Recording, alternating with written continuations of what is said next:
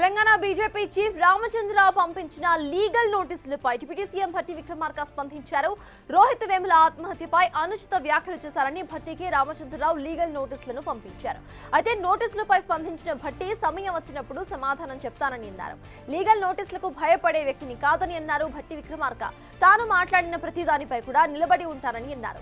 Party పరంగా వ్యక్తిగతంగా కూడా ఎలా సమాధానం చెప్పాలో తనకు బాగా తెలుసని భట్టి క్లారిటీ ఇచ్చారు. నోటీసులకి భయపడేవాడు కాదు భట్టి విక్రమార్క.